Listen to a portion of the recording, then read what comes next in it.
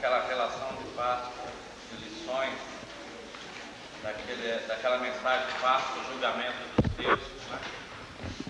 E quando eu escrevi que era para os presbíteros desenvolver um estudo em cima daquilo, eu tomei a palavra como uma orientação para mim mesmo, e eu fiz isso. E mais, aquele estudo é bem resumido, aliás, são apenas 3 tópicos, né?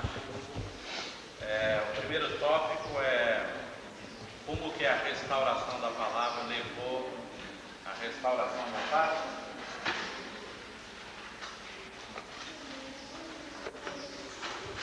E depois o segundo ponto é sobre a preparação que eles tiveram para a Páscoa, eliminando toda a idolatria no meio do povo.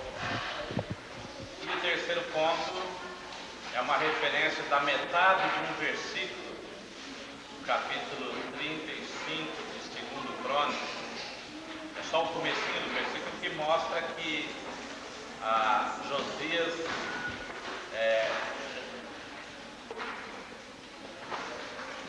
restaurou o templo e colocou as coisas em ordem no templo. Então é muito importante que, ao ler o Antigo Testamento, a gente não leia apenas como se informando a respeito de uma história. Da mesma forma, por exemplo, que não há dúvida nenhuma, todo mundo sabe que o cordeiro que foi executado no Egito é uma prefiguração da vinda de Cristo, né? Se você tem dúvida a respeito disso, é só você ler de novo, né? Veja como o cordeiro ocupou um lugar importante na saída do povo da terra do Egito, quando os primogênitos foram executados pelo anjo da morte, como que a morte do cordeiro substituiu os primogênitos, né? E depois você lê lá no início dos evangelhos, quando João Batista olhou para Jesus e diz: eis o Cordeiro de Deus que tira o pecado do mundo. Então, da mesma forma que o cordeiro que era morto no Antigo Testamento era uma prefiguração da vinda de Cristo, e ele é o nosso cordeiro, assim nós temos muitas outras lições no Antigo Testamento que servem como uma aplicação para nós nesses dias, né? E uma delas é isso. Nós estamos estudando a quinta Páscoa, com o título da Páscoa do Reavivamento, e eu quero falar mais um pouco a respeito disso.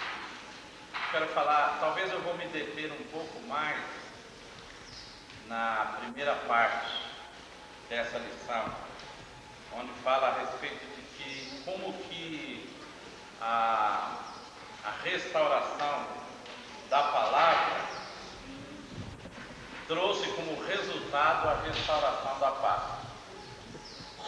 Nós vamos falar mais sobre isso. Bom, vamos abrir a Bíblia então, em 2 Reis, capítulo 22, versículo 3 a 7. Eu vou pedir para o Rai ler para mim, que ele está mais próximo aqui, não precisa de ninguém levantar e vir até aqui para ler. Agora, eu quero bastante silêncio, por favor. Só o barulho das folhas da Bíblia. Foi? Primeiro não, 2 Reis 22, de 3 a 7. Pode ler.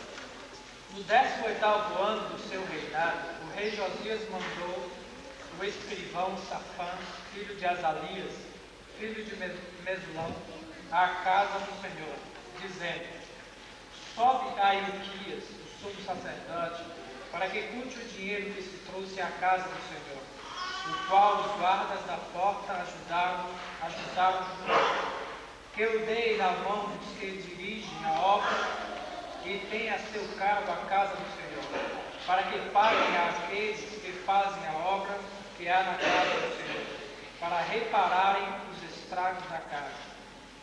Aos carpinteiros, aos edificadores e aos pedreiros, e compre madeira e pedras lavradas, para repararem os estragos da casa. Porém, não se pediu conto do dinheiro que se lhes entregara nas mãos, porquanto procediam com fidelidade. É o 7. Bom, o primeiro ponto que eu gostaria de salientar é o seguinte: o zelo de Josias pela casa do Senhor. E eu quero mostrar o seguinte, que nem sempre uma revelação de Deus vem no momento que você está lendo a Bíblia, ou no momento que você está orando, ou no momento que você está adorando a Deus. É claro que tudo isso é importante você fazer, mas eu acho que mais importante do que qualquer mecânica religiosa é a nossa consciência de estar servindo a Deus. Amém? Então, veja bem, Josias foi um homem que foi levantado por uma palavra de Deus, né? O profeta que profetizou a respeito da vinda de Josias deu até o nome dele. Ele profetizou: olha, Deus vai levantar um homem como rei, cujo nome vai ser Josias, e esse homem vai efetuar uma grande restauração no meio do povo de Deus. Ele vai matar os profetas idólatras, tá? Ele vai queimar os sacerdotes idólatras. Então ele veio por uma palavra de Deus. Agora, até esse ponto que nós lemos aqui, não tinha sido encontrado ainda a Bíblia ou as Escrituras. Quer dizer, ele tinha um zelo pelas coisas de Deus independente da letra, independente do legalismo, independente do conhecimento teórico das coisas.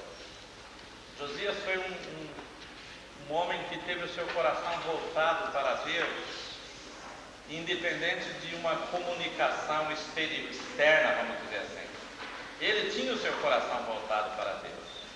Ontem, na reunião dos jovens, eu estava lembrando, né? Josias começou a reinar com 8 anos de idade. Quem tem 8 anos de idade aqui? Levanta a mão. Não tem ninguém que tem 8 anos? Ah, tem um rapaz. Daniel tem 8 anos. Ele tem cara de rei, não tem? Você já pensou, com 8 anos Josias começou a reinar? Bom, eu estava falando ontem, é claro que deveria ter um tutor que acompanhava ele, tinha os ministros, né? Mas ele foi estabelecido como rei com 8 anos de idade. E aí fala que no 18º ano do seu reinado, é isso? Ele estava com 26 anos, quando ele resolveu tomar as rédeas de tudo. Eu acho que ele sentiu o drama, né? Puxa vida, nós somos o povo de Deus e a casa de Deus está fechada, o povo está nessa idolatria tremenda. Não, nós vamos fazer um conserto nisso. E é importante também nós notarmos que na história Deus sempre levantou pessoas de influência, né? Pessoas falam: não, o evangelho é para os pobres, né? O evangelho é para os mendigos. E nada. Aliás, o apóstolo Paulo aconselha Timóteo a ensinar a palavra para pessoas idôneas que saibam ensinar os outros. Não é isso? E Paulo tinha esse princípio estabelecido para o seu ministério. Quando ele chegava numa cidade, em vez de ele ir lá na periferia, né? Lá em Januária tem uma rua que chama Rua da Palha. É onde está só a palha da cidade mesmo, né? Não, em vez de ir na periferia, ele ia lá na sinagoga, ia falar com as pessoas influentes. Por quê? Porque uma vez pregando a palavra para as pessoas influentes, a palavra vai alcançar um número muito maior de pessoas. Não é isso? Então não é desprezando os pobres, não. Não é dizendo que os pobres não têm o seu valor diante de Deus. Mas eu creio que uma estratégia muito boa para a propagação do reino, do Evangelho, é tentar alcançar as pessoas que podem alcançar os outros. Certo? Então Deus levantou um rei. Já pensou? Josias teve o seu coração voltado para Deus. Se fosse o copeiro do rei, o zelador da casa do rei, talvez a gente nem encontrasse isso na história. Mas foi o próprio rei Josias que teve o seu coração voltado para Deus. Então, a observação que eu quero fazer aqui é que há necessidade de haver um zelo do nosso coração pela casa do Senhor. Agora, o que é a casa do Senhor para nós hoje? O que é a casa do Senhor? Nós. Somos nós. É a igreja. Não é? Há pessoas que preocupam com a pintura do local onde a gente se reúne, se preocupam em enfeitar a mesa com vaso, né? Em manter o chão limpo. Eu acho que tudo isso é importante. Mas quantas igrejas com as paredes limpas, né, estão no espírito totalmente sujas? Como nós lemos ontem, né? Quem que mencionou? O Celso mencionou o livro de Apocalipse. Uma igreja que aparentemente estava numa boa, mas Deus, olhando para aquela igreja, viu que o que eles estavam fazendo não era nada por amor mais. Eles estavam fazendo uma coisa mecanicamente. Né? E a palavra foi: volta à prática das primeiras normas. Volte ao primeiro amor. Então é muito importante que haja esse zelo no nosso coração pela casa do Senhor. E a casa do Senhor somos nós. Devemos zelar uns dos outros. Né? Devemos estar preocupados uns com os outros. Se a pessoa faltou na igreja um dia, nas reuniões, procure saber o que está acontecendo. Eu não sei o que é que nós precisamos fazer para que isso comece a acontecer, mas eu estou crendo que a partir dessa Páscoa alguma coisa muito boa nesse sentido vai começar a acontecer. Amém? Então a consciência que nós temos de Deus pode falar muito mais alta do que a teoria da letra. Por quê? Porque a letra mata, é o Espírito que vivifica. Vamos ler 2 versículos que falam a esse respeito. Em 2 Coríntios 3, 6, e depois João capítulo 6, versículo 63.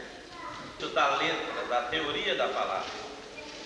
Por quê? Porque a letra mata, é o Espírito que vivifica. Tá bom? João 6, 30 e 63. O Espírito é o que vivifica, a carne para nada convém. As palavras que eu vos tenho dito são Espírito e são vida. Isso. Então as palavras de Deus para nós é Espírito e vida, e não teoria. Agora, vamos ver a importância da letra também, né?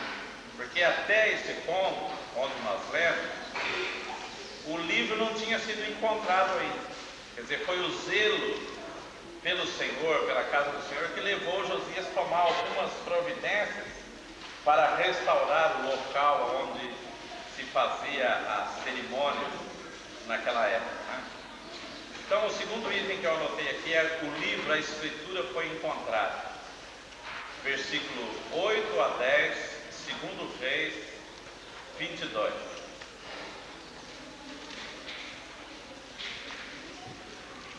Pode ler.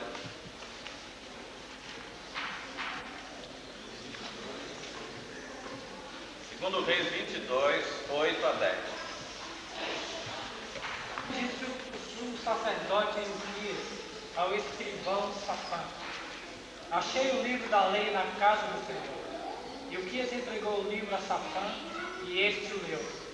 Então o escrivão Safã veio ter com o rei e lhe deu um relatório dizendo: teus servos contaram o dinheiro que se achou na casa, e o entregaram na mão dos que dirigem a obra e têm a seu cargo a casa do Senhor.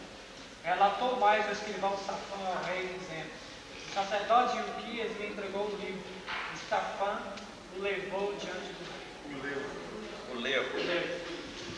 Até o 10, né? Isso, vamos lembrar o seguinte: eles foram para a casa do Senhor, eles foram para limpar a casa do Senhor. Eles não foram procurar o livro. Não é isso que dá a entender? Ninguém falou para eles assim: olha, vai lá na casa do Senhor, dá uma vasculhada lá, vê se acha o livro. Não foi isso. Eles foram lá para limpar a casa do Senhor. Eles nem imaginavam que tinha um livro lá dentro. Não é isso? O que isso pode servir como aplicação para nós hoje? Eu acho que muitas vezes a gente abre a Bíblia para procurar uma mensagem, procurar uma palavra, né? E eu acho que a gente não deve fazer isso. Acho que a gente deve ler a palavra de Deus para alimentar o nosso espírito. A gente deve ler a palavra de Deus para alimentar a nossa vida espiritual. Agora, se Deus, durante o período que você estiver se alimentando, der uma palavra que vai servir para os outros, então amém. Não é? Eu coloquei aqui, a revelação vem pelo envolvimento. Por quê? Porque o reino é relacionamento. Às vezes uma boa parte de palavras que eu tenho ministrado aqui no Hebron, que eu tenho até escrito, muitas vezes vem no momento que eu não estou nem pensando no Hebron, nem estou pensando em nada, né? Eu me lembro uma vez que eu estava fazendo uma parte do alicerce da construção da escola lá em Belo Horizonte, né? E eu estava lá sozinho. Um dos filhos do Norberto trabalhava comigo até na hora do almoço, depois ele ia para a escola e eu ficava lá sozinho. E eu estava sozinho trabalhando e fazendo alicerce e Deus começou a falar no meu coração. Sabe, é importante que a nossa consciência de estar na presença de Deus cresça ao ponto de ser quebrado de uma vez por todas o espírito religioso que ainda existe dentro de nós. Aquela ideia de que Deus vai falar conosco se nós formos na igreja. Deus vai falar conosco se abrirmos a Bíblia. Nada disso. Deus fala ao nosso coração a qualquer momento, a qualquer instante. Se realmente nós estivermos convictos de que estamos na sua presença. Deus pode usar um vizinho seu para falar alguma coisa com você. Eu não sei se alguém já teve experiência assim, né? Deus pode usar um programa na televisão para falar no seu coração. Deus pode usar uma circunstância. Mas quantas vezes Deus usa uma circunstância para falar conosco? Uma situação. Bom, se no Antigo Testamento Deus usou uma mula para falar com o profeta, eu acho que não há limitação em Deus. Se Deus usou uma mula, pode usar meu vizinho. É isso? Pode usar minha esposa? Ou não pode? Claro que pode. Deus pode usar até o presbítero da sua igreja. E como está usando, né? Não é isso?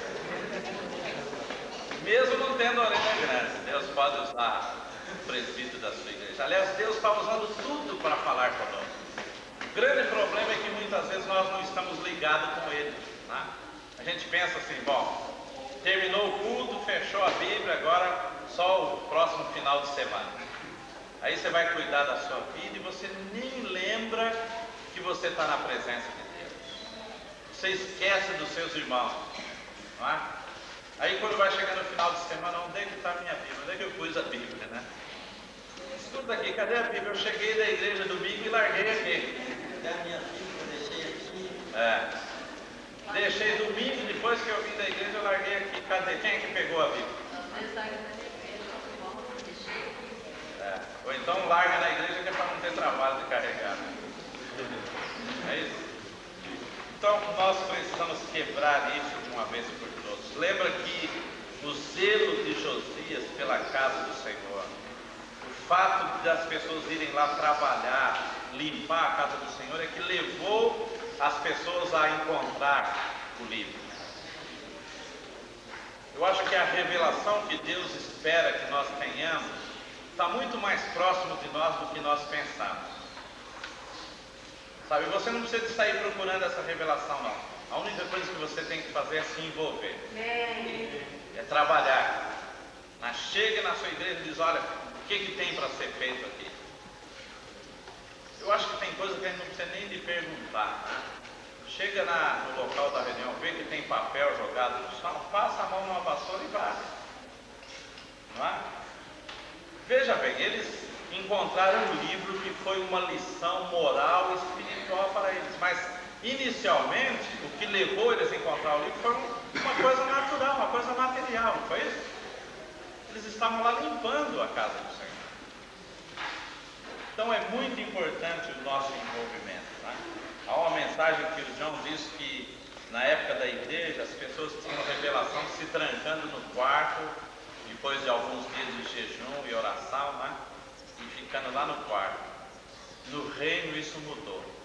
Deus vai falar muito mais conosco, ministrando na escola do reino, se relacionando com as crianças, conversando uns com os outros. Deus vai falar muito mais ao nosso coração num ambiente como esse, do que num isolamento de um quarto ou de qualquer outro lugar. É claro que tem a sua importância você ter os seus momentos a sós com Deus, tá? Isso é importante. Mas a revelação está vindo muito mais quando você está caminhando com o Senhor, do que quando você está parado esperando Ele. Eu acho que nós temos que aprender o seguinte: nós podemos estar em movimento, mas esperando no Senhor.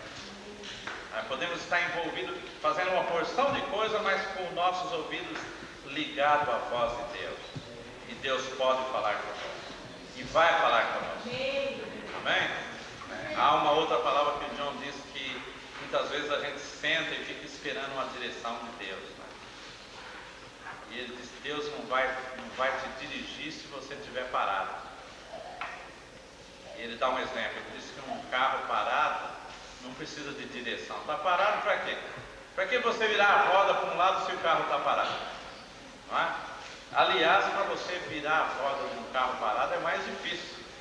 Se ele estiver em movimento, com um toque de um dedo, você vira. Se você estiver em movimento, caminhando com Deus, com um simples olhar Ele vai te dirigir. Mas se você estiver parado, meu filho, você não vai receber revelação nenhuma. Por quê? Porque Deus está vendo que você não está nem funcionando o motor ainda. Para que Ele vai te dar a direção? Mas tome a iniciativa, caminhe com o Senhor, se envolva no reino, e você vai ver como Deus vai dirigir cada passo que você precisa dar. Salmo 37, 34 fala: espera no Senhor, segue seu caminho. Isso. Esperar seguindo. Né? E lá em Pedro também diz que nós devemos esperar apressando a volta do Senhor, a vinda do Senhor. Né? Então nós estamos esperando, mas ao mesmo tempo estamos em movimento. Estamos apressando o dia da vinda do Senhor. Então a revelação vai vir muito mais através de um envolvimento, porque o reino é relacionamento, do que de uma forma estática, isolada, ficar esperando ouvir a voz do Senhor. Agora, o outro item que eu coloquei aqui, que ainda faz parte do segundo, né, que é a escritura foi encontrada, é a reação de Josias ao ouvir a palavra de Deus. Versículo 11. Tendo o rei ouvido as palavras do livro da lei, rasgou as suas vestes. Qual tem sido a nossa reação ao ouvirmos a palavra de Deus? O que você está fazendo com o mundo de palavra que você recebeu nesses últimos 2, 3 anos? O que você está fazendo? Qual é o resultado? Né? Qual tem sido o fruto do fato de você estar sendo um depósito dessa palavra, dessa revelação de Deus? Qual tem sido a sua reação em relação à palavra? Josias tomou uma reação tomou uma atitude que era muito peculiar das pessoas na época, né? Quando havia um arrependimento, quando as pessoas ficavam realmente arrependidas diante de Deus, elas rasgavam as suas vestes, elas se vestiam de saco, né? E sentavam na cinza, passava cinza pelo corpo. Então a atitude de Josias foi essa. Ele rasgou as suas vestes. E depois ele não ficou parado, sentado na cinza, não. Ele enviou as pessoas até Uda, né? Que era uma pessoa que tinha revelação de Deus, para saber mais a respeito daquilo que o livro falava. E em terceiro lugar, ele se quebrantou diante do Senhor. Se a gente ler do versículo 13 até o 16, e depois o 19, a gente vai ver isso. Segundo Reis 22, de 13 a 16, e depois o versículo 19. Pode ler. Ide e consultai o Senhor por mim, pelo povo e por todo o Judá, acerca das palavras desse livro que se achou. Porque grande é o furor do Senhor, que se acendeu contra nós, porquanto nossos pais não deram ouvidos à palavra desse livro, para fazerem segundo tudo quanto de nós está escrito. Então o sacerdote Ilquias, Aicão, Aquibor, Safã e Asaías foram ter com a profetisa Uda, mulher de Salum, um guarda-roupa, filho de Tikvá, filho de Arás, e lhe falaram. Ela habitava na cidade baixa de Jerusalém. Então ela lhes disse: assim diz o Senhor, Deus de Israel, deixe ao homem que vos enviou a mim. Dizei ao homem que vos enviou a mim. Assim diz o Senhor, eis que trarei males sobre esse lugar, e sobre os seus moradores, a saber, todas as palavras do livro que leu o rei de Judá. Visto que me deixaram e queimaram incenso a outros deuses, para me provocarem a ira com todas as obras das suas mãos. O meu furor se acendeu contra esse lugar, e não se apagará. Era até o 16 e depois o 19. 19. Porquanto o teu coração se enterneceu e te humilhaste perante o Senhor, quando ouviste o que falei contra esse lugar e contra os seus moradores, que seriam para assolação e para maldição, e rasgaste as tuas vestes e choraste perante mim, também eu te ouvirei, diz o Senhor. Então a reação de Josias ao ouvir a palavra foi: ele rasgou suas vestes, ele tomou a atitude de enviar alguém que pudesse explicar com mais clareza a palavra, e ele se quebrantou diante do Senhor. Então, quando as pessoas encarregadas foram até Uda, né, e conversaram com ela e mostraram o livro, então ela mandou falar para o rei o seguinte: ela disse: olha, eu vou trazer sobre o povo todos os males que se encontram escritos no livro, porque o povo me deixou, porque o povo se tornou um povo idólatra. Mas diga para Josias que eu vou abençoar ele, porque a reação dele ao ouvir a minha palavra foi uma reação de quebrantamento, foi uma reação de arrependimento. Então eu vou abençoar Josias. Qual tem sido a nossa reação ao ouvirmos a palavra de Deus?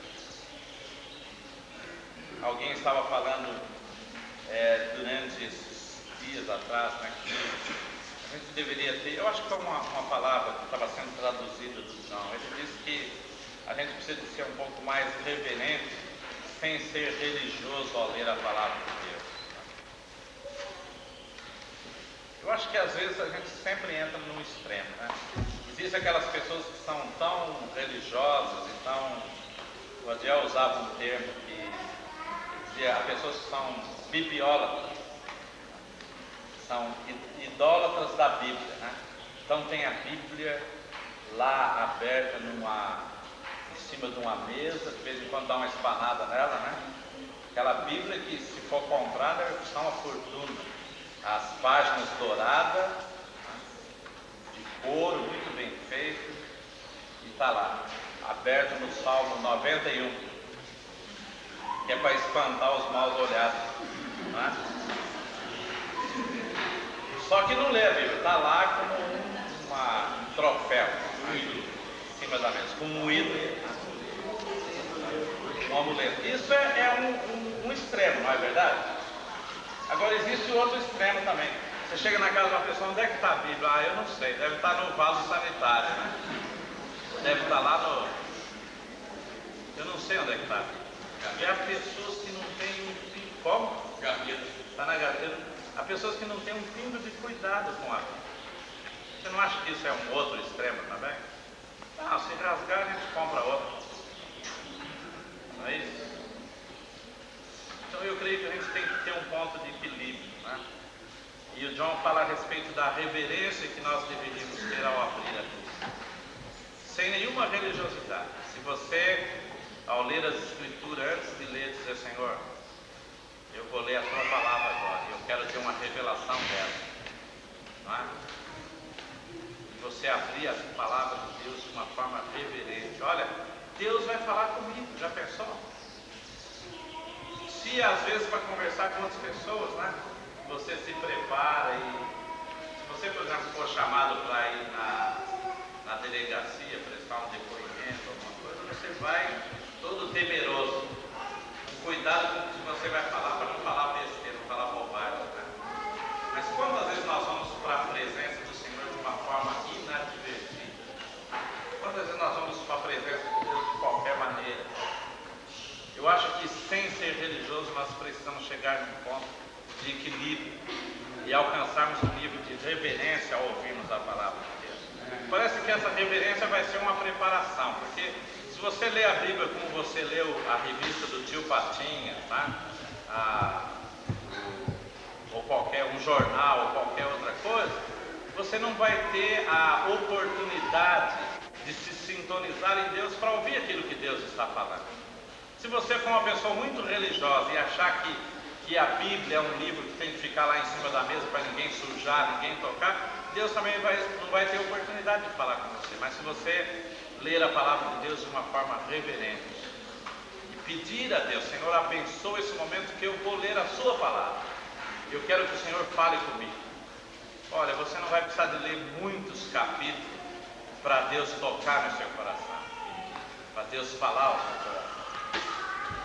Josias, quando chegaram e diz: olha, nós encontramos um livro, e leu o livro na frente dele, ele rasgou as suas vestes.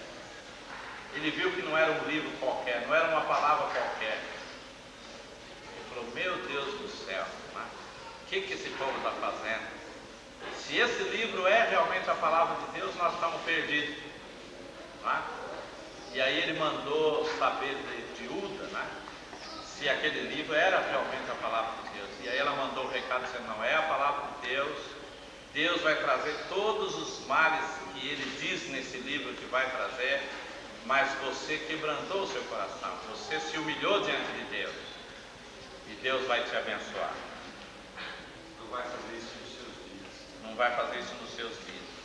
E o terceiro ponto que eu anotei aqui: Josias levou ao conhecimento de todo o povo a palavra de Deus. Segundo Reis 23, 1 e 2. Então deu ordem ao rei, e todos os anciãos de Judá e de Jerusalém se ajuntaram a ele.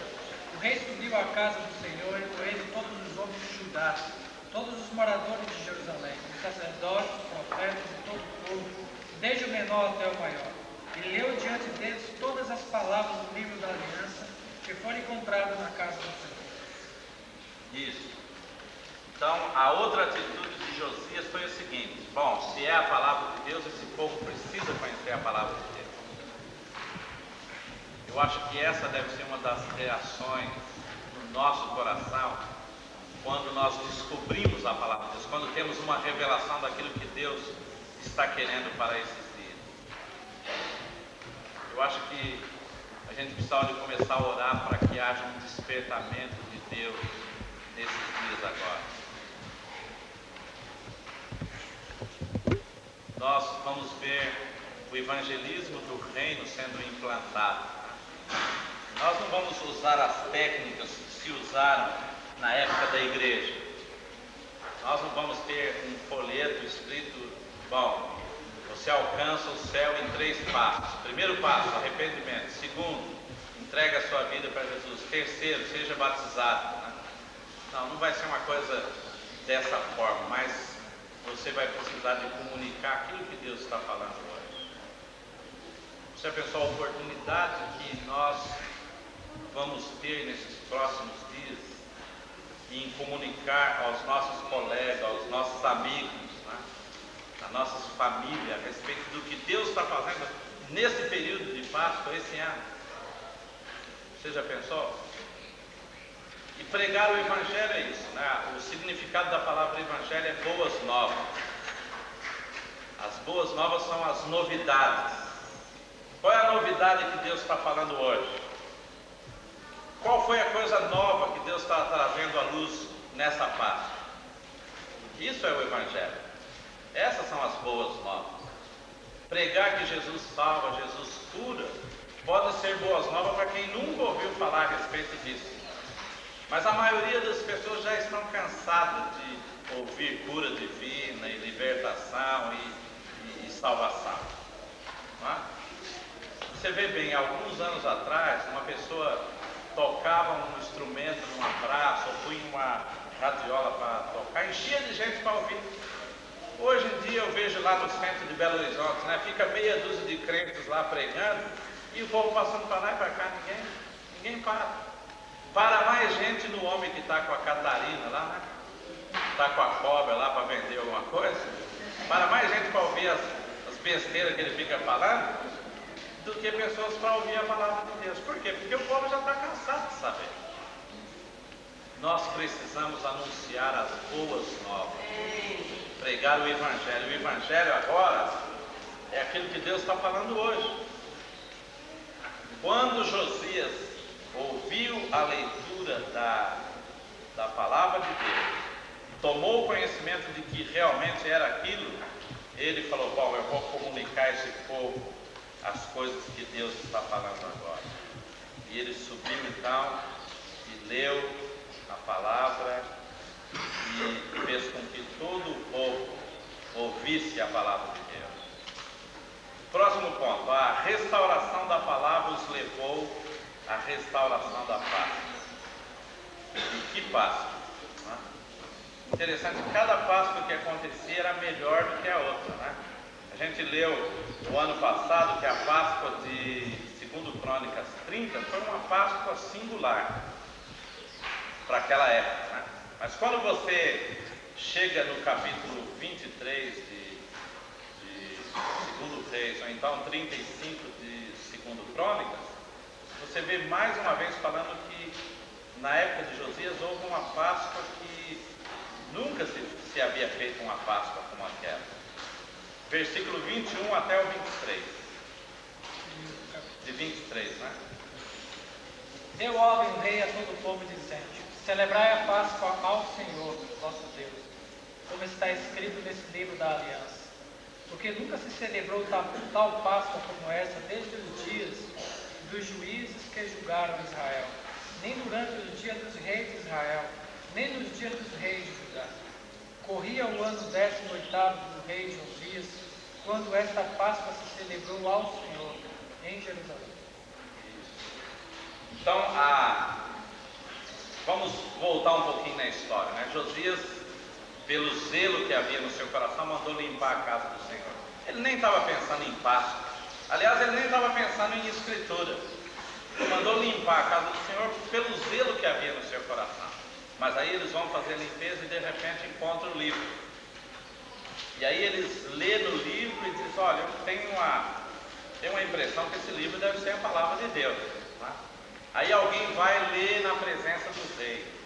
O rei já com o seu coração quebrantado diz: puxa vida, eu acho que é realmente a palavra de Deus. Manda consultar alguém para uma confirmação se é realmente a palavra de Deus. É a palavra de Deus. Então o rei vai ler o livro para todo o povo. E aí, lendo o livro, continuando a ler o livro, ele descobriu que eles estavam no período da Páscoa. E que no período da Páscoa eles deveriam fazer a festa da Páscoa. Aí então eles fizeram todo o preparativo para realizar a Páscoa. Veja como é importante o conhecimento das Escrituras, né? A falta de conhecimento das Escrituras pode levar a gente a fazer muita coisa errada ou deixar de fazer coisa certa. Eu anotei aqui alguns exemplos, né? Deixa eu lembrar, nós não vamos ler não, você conhece esse trecho. Eu coloquei aqui a importância que o Senhor dá ao cumprimento da sua palavra. E eu coloquei como referência a Nadab e Abiú. Quem é que lembra quem foi Nadab e Abiú? Quem foi Nadab e Abiú? Mas quem foi ele? Ele era filho de quem? Filho de Arão. Olha que nome bonito para pôr nas crianças hoje, né? Arão, Nadab, Abiú. Eu já achei de nome bonito. Nadab e Abiú foi filho de Arão. Eles eram da linhagem do sacerdote, né? Mas um dia ele fez uma coisa errada. Foi logo no começo, acho que ele nem sabia que a gente deveria seguir à risca o que a palavra de Deus orientava. E eles tinham como incumbência não deixar o fogo do altar apagar e usar o fogo do altar para acender os catiçais, para acender qual é o outro nome? Candelabro, né? Então eles deveriam limpar, o candelabro era feito de limpeza provavelmente constantemente, né? Eles tinham que limpar aquele pavio, tirar aquelas borras que ficava da fogo, né, e do óleo, limpar aquilo lá, encher de novo os reservatórios de óleo e depois trazer fogo do altar, que de acordo com a palavra aquele fogo não deveria apagar nunca, né? Trazer fogo do altar e acender os catiçais. E aquele fogo mesmo era usado para queimar o incenso na presença de Deus. Em outras palavras, não podia vir fogo de outro lugar, não, tinha que ser o fogo de Deus. Em outras palavras, né? Mas Nadab e Abiú acho que saíram meio atrasados, não sei, acho que eles ficaram assistindo a novela até na última hora, né? Eu falei, quer saber de uma coisa? Nós vamos levar o fósforo que é mais rápido. Chega lá e pronto, acende tudo e acabou. Ou isqueiro, não sei o que é que eles iam levar, não.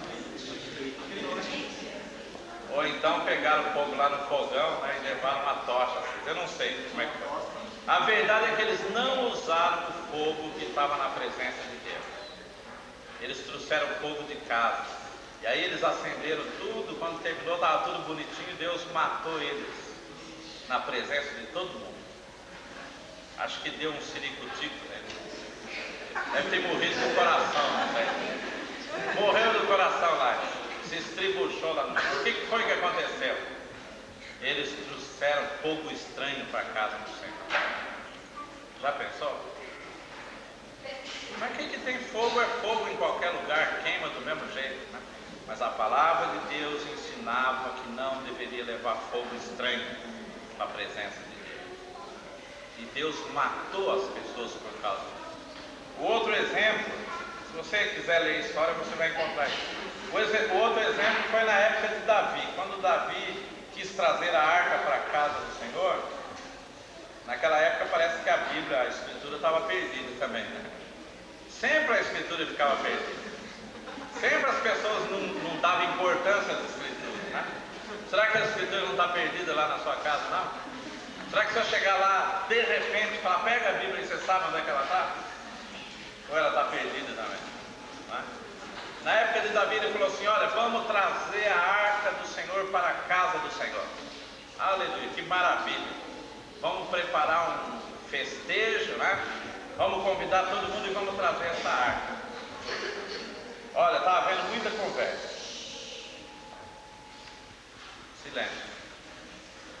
E aí então Davi falou assim, o que eu vou fazer para trazer a arca além das festas? Ah, eu já sei. Segundo informações que eu tive, a arca chegou até na casa de... Como é que era o nome?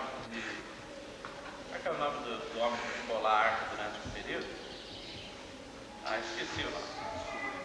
Chegou até a casa de Obed-Edom, né? Chegou até a casa de Obed-Edom e veio num carro de boi novo. 0 quilômetro. Foi preparada lá, porque não sei se vocês lembram. Ah, vocês não lembram, não. Vocês não eram vivos nessa época. Não sei se vocês já leram na Escritura. A arca tinha sido roubada, tinha sido levada lá para a casa de Dagon. Vocês lembram desse trecho? Quando eles deixaram a arca lá no templo de Dagon, no outro dia o Dagon estava com a cara no chão, né? Aí eles levantavam o Dagon, punham em pé lá. Quando era no outro dia o Dagon estava com a cara no chão de novo, né? E aí começou a estourar úlcera em todo o povo. O povo começou a ir e falou assim, olha, deve ser essa arca que nós trouxemos para cá. Vamos mandar isso de volta. Aí eles prepararam um carro de boi. É muito interessante pensar nisso e ler essa história, porque é uma coisa impressionante. Aí eles fizeram um carro de boi, puseram uma vaca para levar a arca embora e amarraram o bezerro lá no pé de uma árvore. E a vaca ia mugindo, chorando, porque estava deixando o bezerro, mas foi embora. Já pensou? Não, eles não tocaram a vaca, não. Puseram lá, puseram o boi no carro, né? E largou, e Deus dirigiu aquela vaca. Deus chamou aquela vaca para a propriedade, para a província onde a arca deveria estar, que era do povo de Deus. E a vaca foi chorando, mas foi embora. Largou o bezerro para trás. Isso não é uma coisa normal, né? A carne dela se lamentava. A carne dela se lamentava, mas pelo Espírito ela foi atraída até o terreno, até a propriedade do povo. Aí chegou lá em Obed-Edom, né? Eu acho que isso aconteceu antes, eu não estou lembrado não. Parece que na casa de Obed-Edom ficou depois. Foi depois, né? Parece que foi antes que aconteceu isso. Aí ficou num lugar lá e Davi pegou e falou, bom, se o povo fez um carrão para trazer essa arca, eles que não adoram a Deus nem nada, eu vou fazer um muito mais bonito. Aí fez um carro do ano mesmo, né? Todo bonito, eu acho que todo mundo ficava babando, ai que carro de boi bonito, né? Deve ter usado as melhores madeiras, né? Deve ter usado um profissional melhor que existia, um artista mesmo, que fez aquele carro e falou, agora nós vamos trazer para a casa do Senhor a arca do Senhor. E eles foram lá e colocaram a arca em cima do carro do boi. E tudo alegre, louvando a Deus. Aí o carro de boi vinha vindo. Você vê, com o carro de boi do povo que não conhecia a palavra, não aconteceu nada. Os bois vieram direitinho até lá, mas na hora que passou a responsabilidade para Davi, Deus julgou as coisas erradas que estavam acontecendo. Então o carro de boi vinha rodando e de repente uma roda cai no buraco. E aí a arca começou a cair, pendeu para cair. E tinha um rapaz que estava do lado que se chamava Uzá. É outro nome bonito, né? Uzá pegou e segurou. Quando ele viu que a arca ia cair, ele falou, eu vou segurar, senão cai. Já pensou cair e quebrar a arca, né? E ele tocou a mão e segurou. Mas quando ele tocou a mão na arca, ele caiu fulminado, morreu na hora. Já pensou? Como Deus trazia julgamento? E por que Uzá morreu? Porque ele segurou a arca? Ele estava muito bem intencionado, né? Olha, numa hora dessa, as boas intenções não contam, não vale nada. Você pode fazer muita coisa boa e com boas intenções, mas se você não tiver o conhecimento da palavra de Deus, você pode estar sendo reprovado aos olhos de Deus. Aí Davi ficou muito triste. Já pensou? O festejo da chegada da arca se transformou num ambiente fúnebre. Aí foi que eles largaram a arca na casa de Obed-Edom, né, durante 3 meses, e a família de Obed-Edom foi muito abençoada. E aí Davi foi embora de volta para Jerusalém, chorou, buscou o Senhor, se arrependeu. E aí resolveu, nós temos um livro aqui, vamos ver o que esse livro fala. E começou a pesquisar e ler a respeito da arca, né? A arca do Senhor, a presença do Senhor, e foi lendo lá como Moisés construiu a arca. E depois chegou num ponto que ele leu onde falava a respeito do transporte da arca. Como que a arca tem que ser transportada? Aí ele descobriu que não era carro de boi, e que não era qualquer pessoa que podia carregar aquela arca. Ele descobriu que as pessoas encarregadas de carregar a arca eram os levitas. Era da família de Levi. E descobriu também que em vez da arca ir em cima de um carro, a arca tinha que ser levada no ombro dos levitas. Havia 2 varais, né, e havia algumas argolas na arca. Enfiava aquela vara nas 2 argolas na frente e atrás, e dois levitas pegavam na frente e 2 atrás, e punha a arca nas costas, e era assim que a arca deveria ser levada. E aí então ele diz, agora eu sei como é que a palavra de Deus ensina que a arca deve ser levada. Aí mandou consagrar os homens que iam levar a arca. E eles foram lá na casa de Obed-edom, pegaram a arca exatamente como Deus havia ordenado e trouxeram a arca para Jerusalém.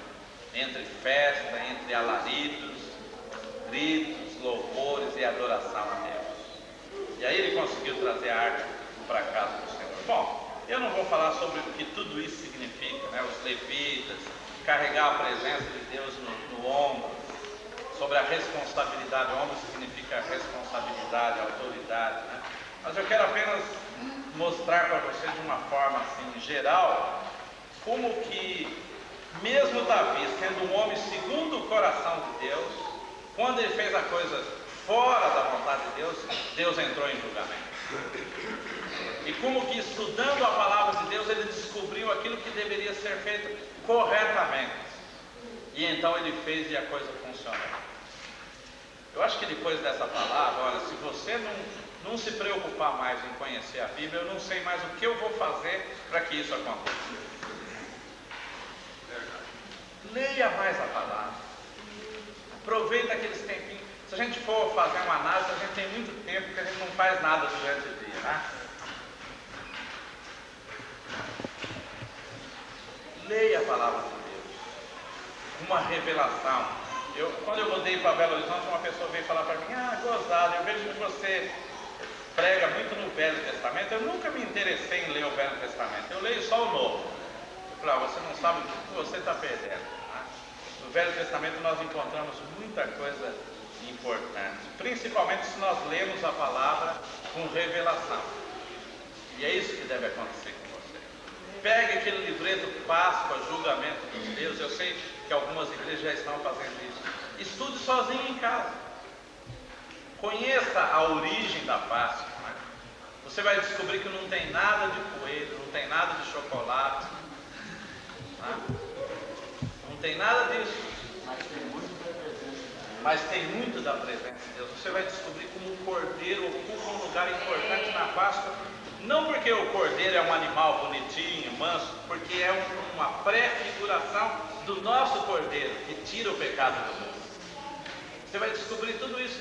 E olha, eu vou dizer uma coisa, se você ainda não teve essa experiência, deixa eu falar, porque eu acho que você vai ter essa experiência nesses próximos dias. Uma coisa é você ouvir uma pregação como você está ouvindo e ficar: puxa vida, que revelação, que coisa maravilhosa. Isso é gostoso. Mas é muito mais gostoso quando você está lendo a palavra de Deus em casa. De repente Deus fala no seu coração. Você fala: puxa vida, olha, Deus está me revelando também. Não é? Que coisa, você vai ver como, mesmo que seja uma coisa simples, que é uma revelação dada direto ao seu coração, o efeito é muito maior. E o que acontece é que muitas vezes você tem uma revelação assim, aí você chega no Hebron, ouve a palavra e é exatamente aquilo que Deus falou no seu coração. Você vai ouvir a palavra como uma confirmação para aquilo que Ele já te revelou particularmente. Agora, como Deus vai trazer uma revelação para o seu coração se você nem sabe onde que anda a Bíblia? Pior ainda, tem pessoas que nem Bíblia tem. Já a pessoa gasta com tudo, né? Não deixa faltar a maquiagem, não deixa faltar os braceletes, né? Não deixa faltar a roupa, né? A revista do mês, né? Agora está aí uma revista que acompanha um vídeo, né? Como é que chama aquela revista? Olha só como todo mundo. Já pensou? Eu nem lembrava o nome, já tem visto que é cara. Né? E é uma revista que eu ouvi dizer que é muito cara, porque acompanha um vídeo, né? Uma até o nome já é caro, né?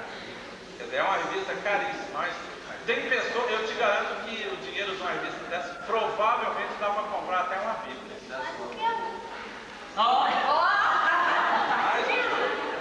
Mas tem gente que gasta dinheiro com tudo quanto é coisa, menos com a palavra de Deus. Há pessoas que não estão investindo um centavo na sua vida espiritual. Né?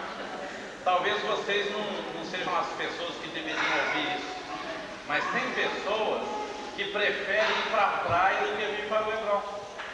Gasta 3 vezes mais indo para a praia. Eu não sou contra ninguém ir para a praia. Aliás, Eu também fui, esse tempo atrás, né? Eu acabei. É bom, é para os dois. Eu vim aqui no Hebron primeiro, participei, aí não tem nada no Hebron, então vamos para a praia. Né? Eu não tenho nada contra as pessoas, mas tem pessoas que economizam para ir para a praia e nem lembra que tem Hebron. Eu acho que Deus está olhando muito isso, sabe?